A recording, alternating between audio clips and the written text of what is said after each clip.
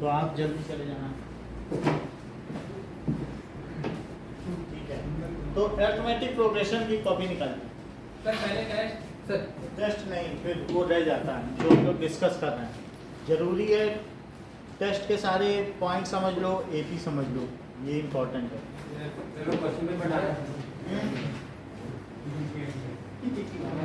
अभी चेक नहीं हुआ आप लोगों का। देखो, determine the K if these are in first question में डाउट है? नो सर सेकंड सर करा दो सर एक बार जो ऐसे ऐसे फ्री में मत बोलो। a2 minus a1 is equals to a3 minus a2। a1 a2 a3 किसमें है? इन ab। तो a2 माइनस a1 किससे इक्वल है? तो a2 कितना दिया हुआ है? 2/3k and 5/8k in ab। तो इससे आप निकाल लो a minus 2/3 is 5k/8 minus k। ये हो जाएगा इसी रूट से। ठीक है, कॉमन डिफरेंस तो सेम रहता है।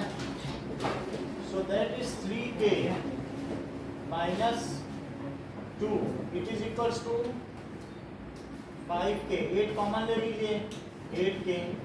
तो इससे क्या हो जाएगा कि 3k minus 2 is into 8 is equals to 3 into 3k। Check करो, माइनस 3k। ओके, तो यहाँ कितना आ जाएगा? 24k minus 16 is minus 9k। तो माइनस 9 के इधर ले आओ, तो 33k इज इक्वल टू 16। तो k कितना हो गया? 16/33।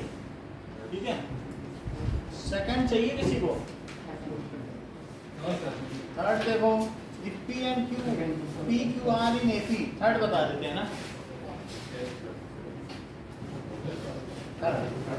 P Q R in AP. तो ये आपको प्रूव करना है।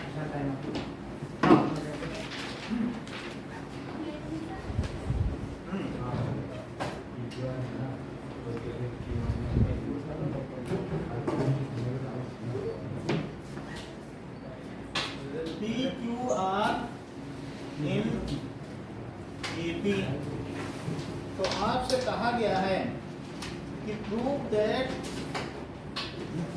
P plus 2Q minus R। तो जरा ये देखो कि इससे क्या पता चलता है।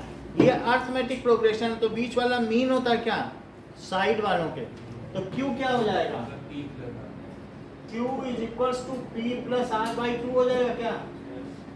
या 2Q क्या हो जाएगा? ये इसी से आ जाता है ना? ये चीज बताएं, ना समझ आए पूछ लो, बता देना। तो अब जैसे ये देखो, कोई भी चीज है तो क्या ये Q minus P is equals to R minus Q, बोलो, है ना? P2 minus R। तो यहाँ से देखो, अगर मैं दोनों Q को इधर ले आऊं तो उधर क्या बचेगा? R plus P। तो बोलो 2Q क्या हो गया? तो Q क्या हो गया? हुआ कि नहीं भाई? बीच वाला मीन होता है। तो बोलो 2Q क्या हो गया? R प्लस P हो गया। ये हो गया। अब इसको यूज करेंगे। हमसे क्या पूछा गया है कि prove that this is equals to, हमें प्रूव क्या करना है? That is P plus 2Q minus R और 2Q plus R minus P और R plus P minus Q it is equal to 4PQR। ये प्रूव करना है। तो टेकिंग RHS फिर से लिखो, P plus 2Q minus R, 2Q plus R minus P और R plus P minus Q। 2Q को क्या लिख सकते हैं बताओ? R प्लस P लिख सकते हैं 2Q को? सर ये LHS होगा। LHS लिखो। तो अब यहाँ पर क्या लिखेंगे? P प्लस, यहाँ से देखिए 2Q को क्या लिखेंगे? R प्लस P और माइनस R। तो क्या R कट जाएगा? मैंने 2Q की जगह लिखा है, आर प्लस पी, ठीक है। यहाँ देखो, यहाँ भी लिख दें क्या, 2q की जगह क्या लिख दें, आर प्लस पी, यहाँ से लिख दिया, अब प्लस आर माइनस पी, तो यहाँ से क्या कट जाएगा, ये कट जाएगा। अब देखो यहाँ पे हमें q सर्वाइव करना है, क्योंकि q रहेगा ही नहीं तो मैं प्रूव क्या करूंगा, यहाँ तो q चाहिए ना, तो इसलिए मैं इस बार r प्लस पी को 2q लिखता हूँ। तो 2q लिखो और माइनस q, तो क्या हो जाएगा, क्या यहाँ 2p और यहाँ 2r और यहाँ पर क्या q, दैट इज 4pqr, जो कि RHS है, हेंस प्रूव। बोलिए, ठीक है। तो अब आप दे ही दो, इसी का तो पेपर चल रहा है। ये तो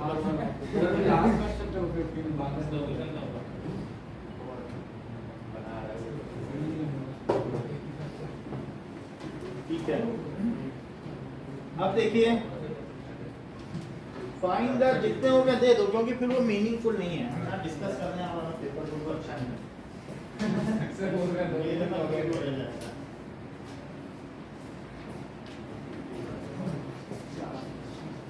चलिए, पेपर है आपका, पेपर कहाँ है?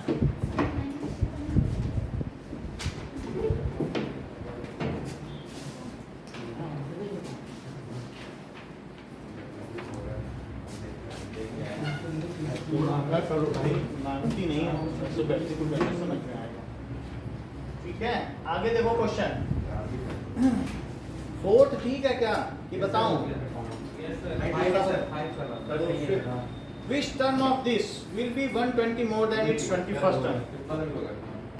Which term? Let desired term is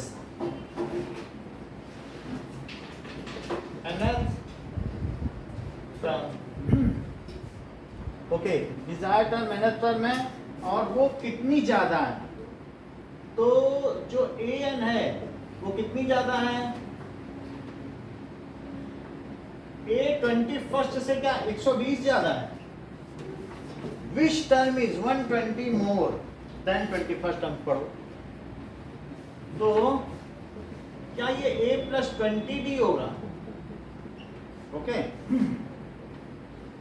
और अगर हमें कुछ इसमें दिया हो तो हमें क्या d और a की वैल्यू दी है, सो an it is this, so ab क्या है, दैट इज 3, 15, 27 ऐसे चलती चली जा रही है। तो a की वैल्यू कितनी हो गई और d 12, so it is,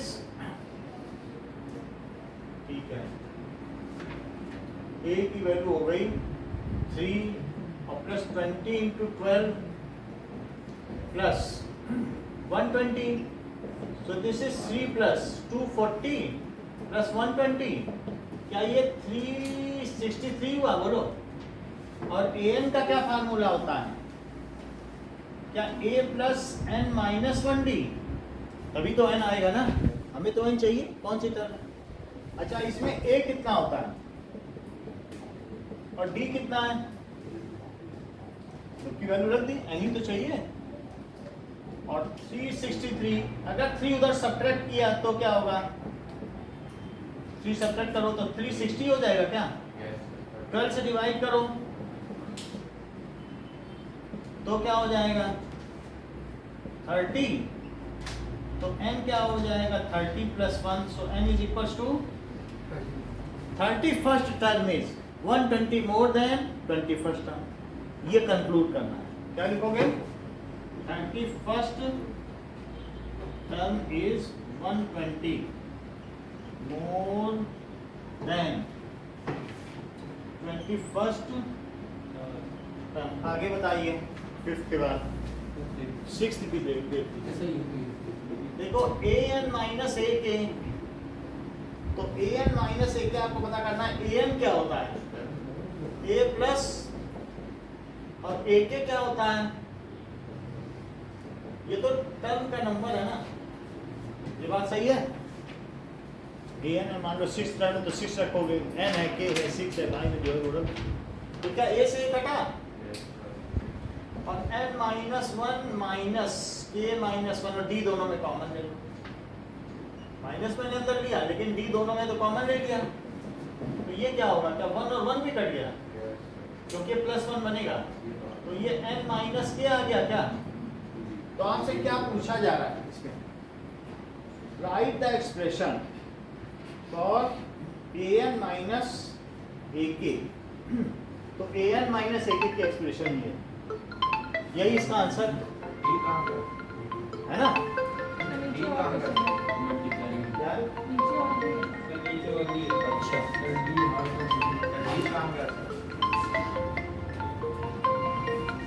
D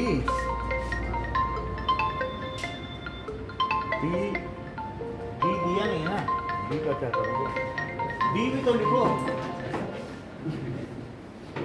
ठीक है, अब आगे देखो, hence find the common difference for 25th term, find the common difference for which अगर 25th term 10 ज़्यादा है 23rd term से, तो कह रहा है कि a 23 और 21 से कितनी ज़्यादा है 10।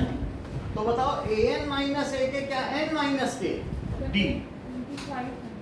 25th term किससे ज़्यादा है, तो 25th टर्म 23rd टर्म से जब ज़्यादा है, तो बताओ an माइनस a के क्या n माइनस के डी। तो मैं इसकी जगह क्या लिख दूँ, 25 माइनस 23 डी लिख दूँ क्या, बोलो। तो 2d कितना हो गया। हाँ सर वो समझ नहीं आ रहा सर वो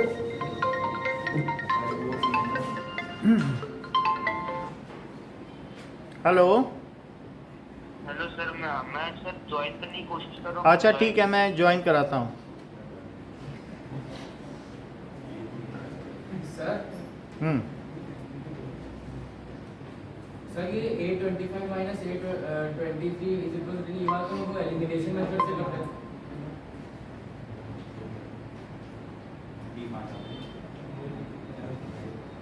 ओके नाउ बोलो। सर वो 825 माइनस 823 इज इक्वल टू जब ऐसी दी होगी तो हम एलिमिनेशन मेथड से करते थे ना। एलिमिनेशन इसमें कुछ नहीं है, इसमें आपको वैल्यू दी है, आप क्या एलिमिनेट करो, तो एक ही तो अननोन है, किससे एलिमिनेट करो,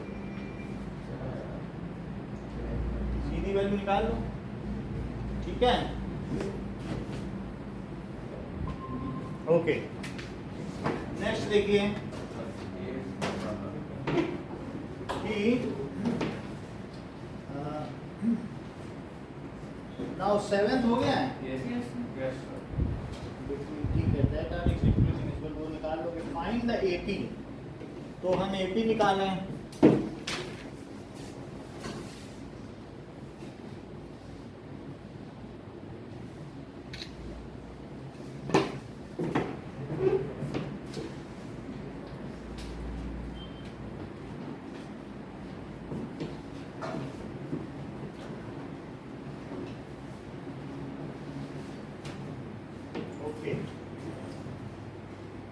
TP दिया गया है, TP plus T, P plus 2Q से प्रूव करना है, P is equals to 2T P plus Q, ऐसा। तो मैं LHS ले लूं, Pth टर्म का क्या फार्मूला होता है, और P प्लस 2Q तो क्या A plus P minus 1D, और P प्लस 2Q टर्म का क्या फार्मूला होता है, P plus 2Q minus 1D। इतनी बात हो गई। A प्लस A कितना हुआ 2A, और अब इसमें P माइनस 1 और plus P plus 2Q minus 1 into D को सबसे बाहर कॉमन ले लो, सब कुछ अंदर ले लिया, D कॉमन ले लिया। अच्छा सर इसे A की जगह T डालेंगे नहीं सर, बोलो सर A की जगह T नहीं डालेंगे सर, T दो ये है जैसे 5वीं टर्म और 10वीं टर्म, तो 5वीं टर्म का फार्मूला लिखा 10वीं सर टर्म। वो जैसे TP है तो सर उसको हम AN के तौर पर दे रहे हैं, तो सर T की जगह हम A की जगह T नहीं डालेंगे क्या? T टर्म होती है, जैसे AN है वैसे TN है, AN ही TN सर है। तो वही बोल रहे कुछ हैं कि कुछ नोटेशंस बुक में AN लेती हैं nth टर्म के लिए, कुछ क्या लेती हैं सर TN। मैं भी वही कह रहा हूँ कि सर फिर हम नोटेशन T है तो फिर नीचे भी T नहीं डालेंगे, वो एक प्लस की जगह। एक ही जगह नहीं, ये फार्मूला है nth टर्म का, आपको इसमें इनकन्वीनियंस लग रहा है तो आप ये प्रूव कर लो, AP plus A P plus 2q ये सर, नैश फॉर्मेलिटी है। सर पर जब टी लिखा है तो टी यूज करेंगे ना। टी यूज करना है, उन्हें टी से थोड़ी सी दिक्कत है, टीएफ टर्म से कह रहे हैं हम तो जनरली ए यूज करते थे, ये टी कहाँ से आ गया उनकी प्रॉब्लम नहीं समझ रहे आप। तो मैं ये कह रहा हूँ कि जो टी है वही ए है, टी टर्म का फॉर्मूला, ठीक है, तो समझ में आ गया ना। अब यहाँ पे 2p है और प्लस 2q माइनस 2 हो गया क्या, सब में से 2 बाहर निकाल लो तो ये 2p है, तो क्या होगा p plus q minus 1 into D. अगर मैं सबसे 2 बाहर निकालूं तो अंदर क्या होगा p plus q minus 1d। ये क्या समझ सकते हो ये कौन सी टर्म है? सर 2t 2 क्या यही RHS है या यही हैंस प्रूव्ड है? बोलो, ये लग रहा है आपको कि RHS है? n माइनस 1 की जगह p प्लस q माइनस 1 है ना, तो क्या यही तो वो वैल्यू है और 2 बाहर आ गया है ना, प्रूव हो गया। अब देखो कि which term of progression is first negative term, how many terms are needed to give some minus 25 हो जाएगा। सर ये भी हो गया। Okay, the eighth term of AP is 0, तो 38 term is triple of 18 term, ये करा देते हैं। 8 term कितनी है बोलो, ये 0 है और आपको क्या प्रूव करना है? 38 टर्म 18 टर्म की ट्रिपल है। क्या प्रूव करोगे कि 38 टर्म 18th टर्म की ट्रिपल है? क्या यही प्रूव करना है? ये चीज आपको प्रूव करनी है। So we have to prove, तो मैं RHS लूं तभी बात बनेगी। ये बड़ा है तो इससे आ जाएगा RHS, कुछ भी ले सकते हो, अगर RHS लेना हो RHS लेना, दोनों से हो जाएगा। अच्छा, क्या इसे A प्लस 37D लिखूं? बोलो। अच्छा, यहाँ पर मैं A को किससे रिप्लेस करूं?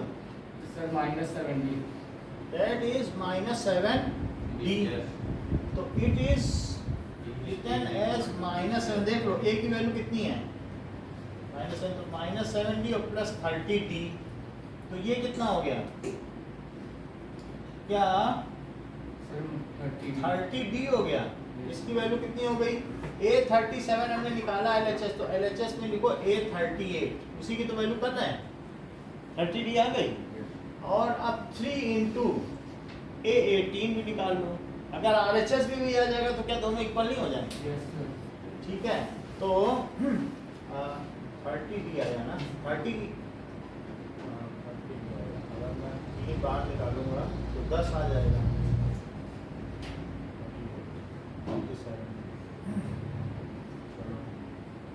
क्वेश्चन में क्या दिया है? सर ऐसे ही हो रहा है, 30D आ जाएगा। सर क्वेश्चन में 9th क्वेश्चन में दिया है, सर 9 ये 10th है ना, 11 सर ऐसे ही है सर, आगे एक बार करिए तो डालेंगे। सर बहुत हो गया। चलो, अब मैं सोचा था इसी से कंटिन्यू कर लूँगा, 3 कॉमन लूँ तो क्या A18 आ जाएगा? चलो अलग अलग ही करो, वो ज़्यादा अच्छा है, क्योंकि इसके कंटिन्यूएशन से 3 कॉमन लेने से A18 नहीं आ रहा, तो इस वजह से बात बन नहीं रही। बन जाएगी, थोड़ा कठिन है, अभी पहले ये कर लो फिर इस पे आऊँगा। सर हो जाएगा सर। हो जाएगा। ये देखो, क्या ये RHS 3 इंटू A18 है, तो 3 इंटू A प्लस 17D है। बोलो, A की जगह क्या लिखें?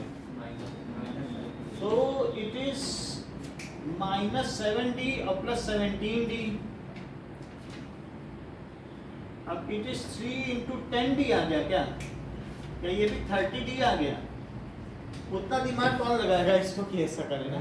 सर पर -7D और प्लस वो करे, इतना कोई नहीं उल्टा लगाएगा। ही करना है इसका। तो मतलब उल्टा प्रोसेस चलना पड़ेगा, वो डिफिकल्ट है। इससे अच्छा दोनों में ये आ गया, तो this proves as RHS is equal to LHS, so it is equal to this. ठीक है कि नहीं? As LHS is equal to RHS।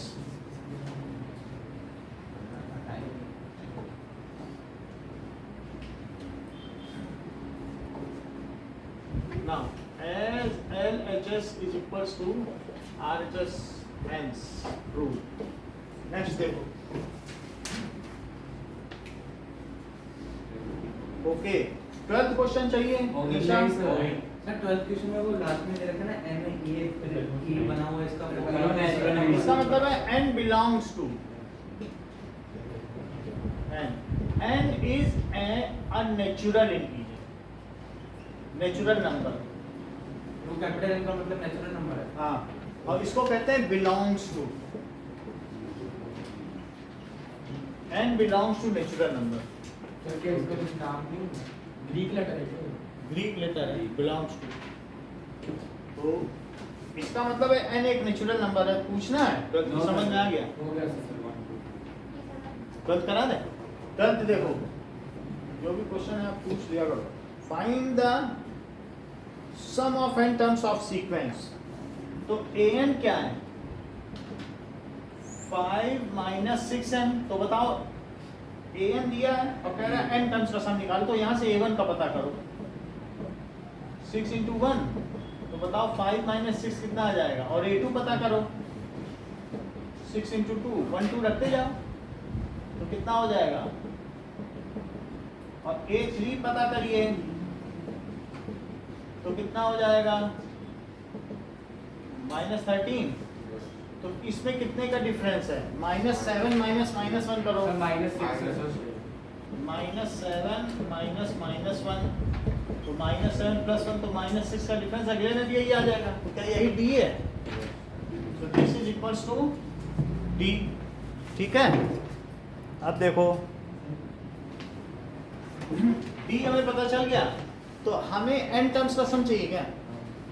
Find the sum of n terms. Sn का क्या फार्मूला होता है? n/2। Sir a + an। ठीक है, अभी हमें l नहीं पता है ना, a + an। ठीक है, क्योंकि वो फार्मूला लगा है n का, हम ऐसे ही कर रहे हैं। n/2 2a, a कितना आया? सर a + an ही रख दीजिए, a हमें निकल गया और an उन्होंने दे रखी है 5 - 6n। ये सही है, चलो ये भी अच्छा बता रहे हैं, ये प्लस है। और ये देखो n-1d, d कितना आया? -6 ना, तो n/2 और अंदर क्या आ गया? अभी उसको भी करते हैं, -6n और इससे इसमें करो तो +6, तो n/2 और वो ये कितना आ गया? 4 - 6n। सर 2 - 3। तो n/2 ओवर 2 कॉमन ले लिया जाए तो 2 - 3n, ये कट गया। तो क्या n इंटू, 3n स्क्वायर। तो this is 2n - 3n square. Yes sir. अच्छा, अब एक इसका और मेथड देखो, जैसा कि ईशान बता रहे हैं। Sn का क्या फार्मूला होता है? a + n ना, तो या an लिख दो। लास्ट टर्म क्या होती है? an होती है, an भी लिख सकते हो। तो n/2 और बताओ an टर्म क्या है? 5 - 6n, सो n/2। और फर्स्ट टर्म कितनी आई है? -1 और +5, तो क्या 4। 2 कॉमन ले लो और इससे कट कर दो, तो ये कितना आ जाएगा? 2 - 3n। तो क्या ये 2n - 3n स्क्वायर आ गया? ठीक,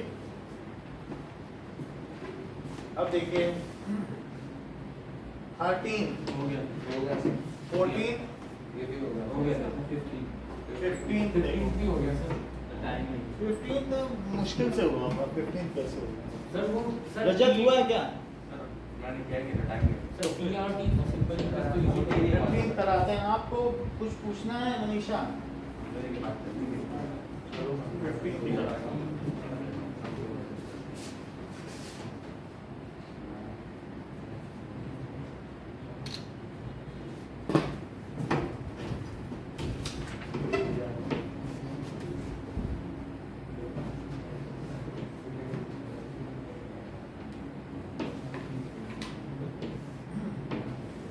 Now, Mamta has 2 options to buy a house. पहला ऑप्शन क्या है? She can pay a lump sum amount of this, या तो सीधा पैसा दे दे। तो if ठीक है, पूरा if कोई कमोडिटी है या item is purchased on cash,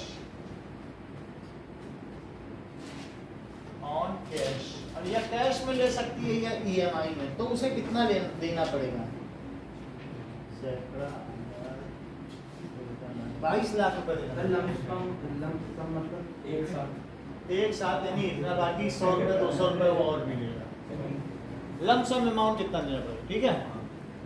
now she can pay, अगर वो चाहे तो ये ऑप्शन 1 है। सर ये इधर उनको ऑप्शन 2 लिखना था, उन्होंने गलती से ऑप्शन 1 लिख दिया। तो ऑप्शन 2 में क्या है, ठीक है, पे 40,000 कैश। सो 4 लाख है सर, 4 लाख। अच्छा 4 लाख, तो 4 लाख कैश, और फिर ईएमआई कितने की है? सर 1 लाख और 10% इंटरेस्ट, जितना अमाउंट बचा उसका। So balance in 18 annual installment and plus 10% interest on unpaid amount, जितना बचता रहेगा उस पे देना इंटरेस्ट। तो that is 18 annual instalment.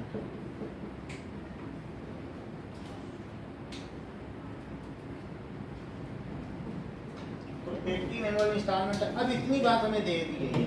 She prefers option 1, और अगर वो 1 में जाती है 50%, जो डिफरेंस है इन दोनों में वो नेशनल रिलीफ फंड प्रधानमंत्री राहत कोष में दे देती है या राष्ट्रीय आपदा कोष में दे देती है, ठीक है कि नहीं। तो अब ये देखना पड़ेगा, हमेशा ईएमआई में लोगे तो ईएमआई में ज़्यादा पैसा लगता है कि नहीं? हाँ सर।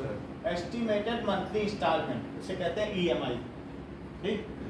अच्छा अब ये बताइए कि अगर 4 लाख कैश देती है तो बैलेंस कितना है, प्लस बैलेंस कितना बचता है? 18 लाख इन 18 एनुअल इंस्टॉलमेंट। बोलो यही बात है ना? हाँ सर। अच्छा अब हम 18 लाख पे करते हैं।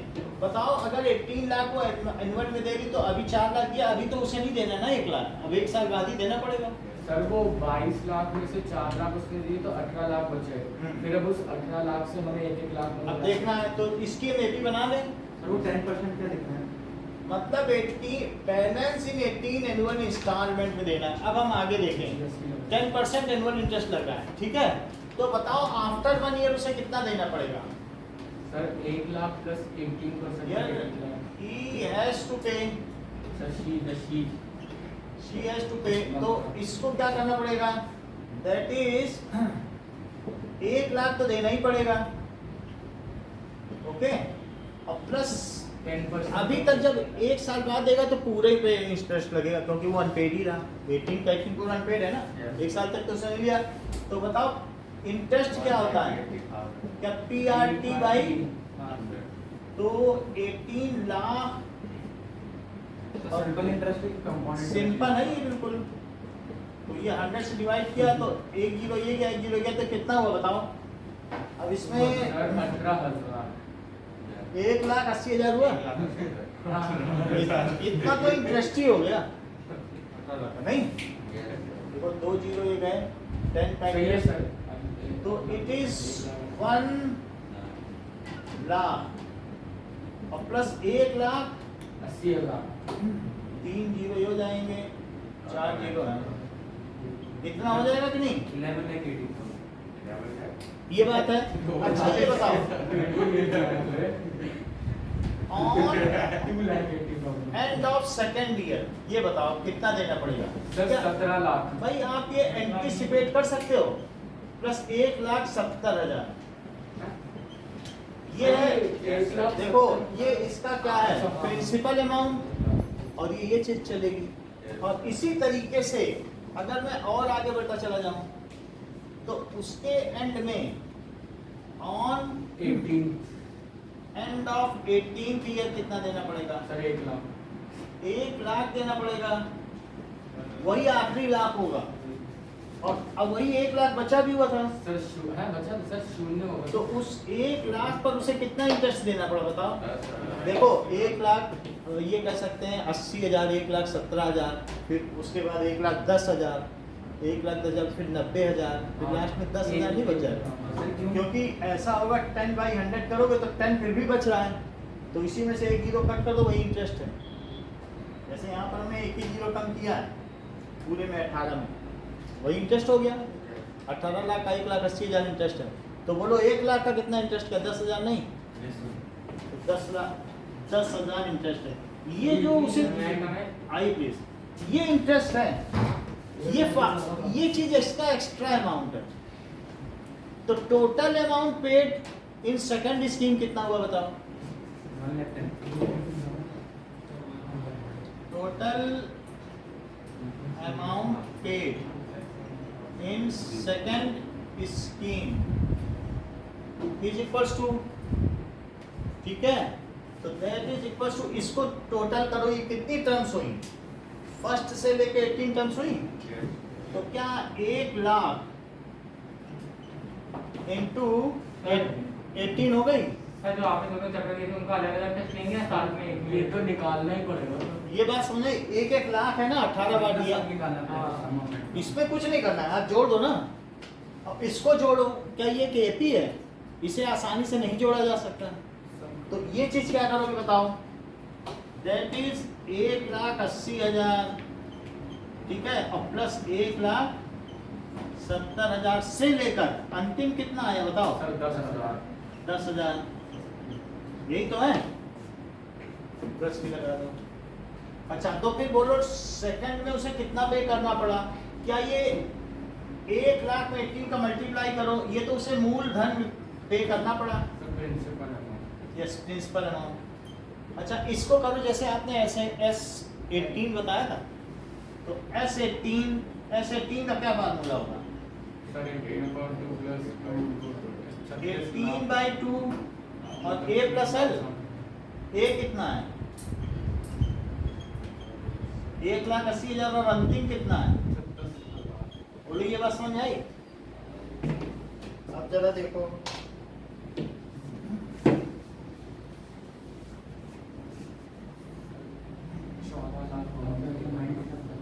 सो इट इज नाउ ये प्लस में रहेगा, तो 18 लाख 18 लाख प्लस 9 इंटू अंदर कितना आ गया? दैट इज इक्वल्स टू 1,90,000, ठीक है। सो 18 लाख, और जरा इसमें मल्टीप्लाई करो 1 लाख में 9 का, तो 1 लाख में 38,000। चलो 19 में करो, 171, तो ये 17 लाख सर हो गया। 171 और 4 0। ये ठीक है, 4 जीरो आ गया, 171 आ गया, तो ये 17,10,000 हुआ। कितना तो इंटरेस्ट देना पड़ गया। तो अब टोटल कितना हो गया? इनको जोड़ दीजिए, 35 लाख, इतनी चीज हो गई। डिफरेंस ऑफ अमाउंट का आधा वो राष्ट्रीय आपदा कोष में दे देता है। सर उसने दिया या बैंक वालों ने? जैसे हैं, उसने दिया या बैंक वालों ने? उसने बोला कि भाई हमारा इतने का फायदा हुआ, वो मन में सोच रहा है, हमने डायरेक्ट दिया तो मेरा फायदा है, और फिर आधा वो दे रहा है। तो उसने she prefers first scheme and difference of amount in scheme 1 and 2 is half of it is paid into राष्ट्रीय आपदा कोष, that is national relief fund. So अब देखिए, difference of amount in scheme 1 and 2 it is equals to 35,000, 35,10,000 और minus 22 lakh. अच्छा, पहले में उसे कितना पे करना पड़ा? ये तो EMI हो गया, अभी 4 लाख और भी देना पड़ा। शुरू में उसने कितना दे दिया था? 4 लाख। तो वो भी है, ये हमें क्या है? Total amount paid in second scheme, तो ये भी है, और प्लस इसमें हमें और क्या लिखना पड़ेगा? 4 लाख भी, जो कि मैंने नहीं लिखा है। बोलो, सेकंड स्कीम भाई 4 लाख तो शुरू में ही उसने दे दिया ना, तो मैं इसमें 4 लाख लिखता चलूं, तो फिर क्या हो जाएगा? 39,10,000।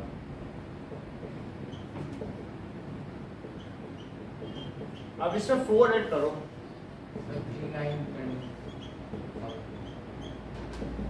39 लाख 10,000, ठीक है। तो अब difference in amount, difference of amount in first and second scheme, तो इन दोनों में हम डिफरेंस निकालें, चेक करो कितने का डिफरेंस है और फिर उसका हाफ कर दो।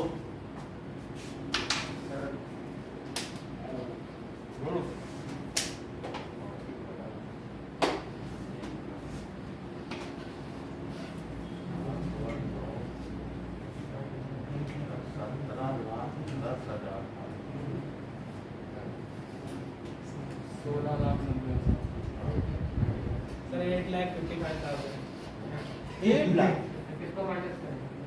सही बता sir 15,90,000 sir 15,90,000 So it is 39,10,000 और माइनस 22 लाख। पहली स्कीम में इतना, दूसरी स्कीम में इतना, तो कितने का अंतर आया? यही है ना, 17 का आगे क्या? 16 लाख 39 में 22 करो तो ना तो सर 69 कितना हो गया? अच्छा, the amount paid in national relief fund,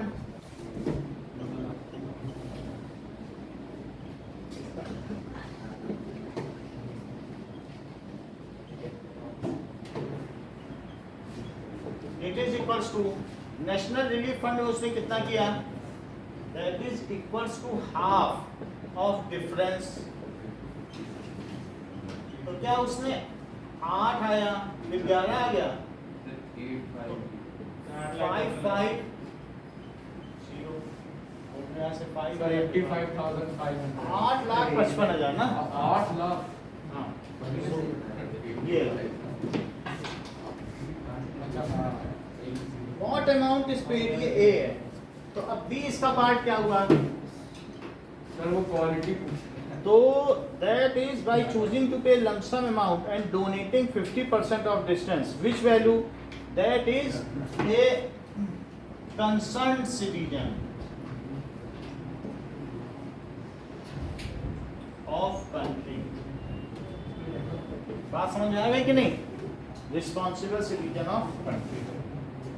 sir which value is the अरे उसकी क्वालिटी क्या उसने दिखाया? अगर वो इतना जागरूक है, ओके बता दें।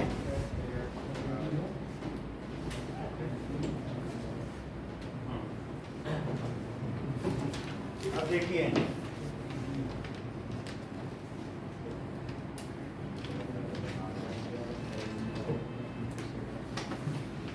अभी मुझे कुछ क्वेश्चन इस एबी इसके और आपको कराने हैं। हाँ सर ये भी जरूरी है हार्ड क्वेश्चन एक आप करेंगे। सर ये तो 6 एक ही का 13th week बस सर हो गया हाँ सर 15 मत देना। हाँ सर 15 मत देना सर समझ नहीं अभी तो कराया है, राय वो दिया था, नहीं समझ में आया। और सर अभी कुछ नहीं ये 5 क्वेश्चन था। तो आया ही अभी आप तो आपके लिए कुछ फ्री है।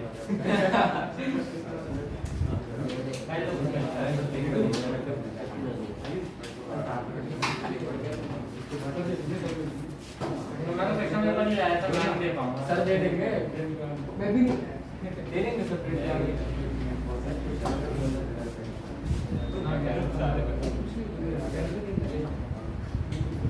चलिए सर एमपी का कल ले लेना सर। उसमें से हम एक लेंगे। सर उसमें से एक का टाइप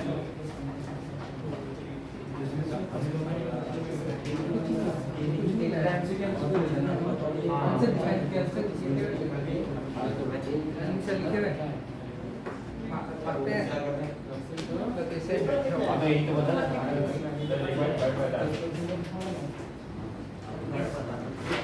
इसी टाइम पूछा करो आपके बोर्ड में पास है। है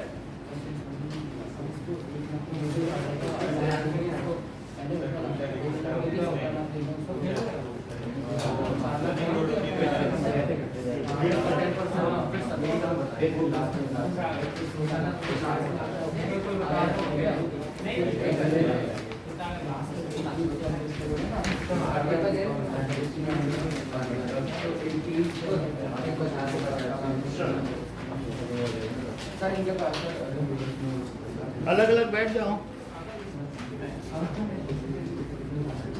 ओके, अभी टेस्ट होगा। Thank you. पेपर पेपर तो आपके पास है ना, एपी का? नहीं सर देंगे।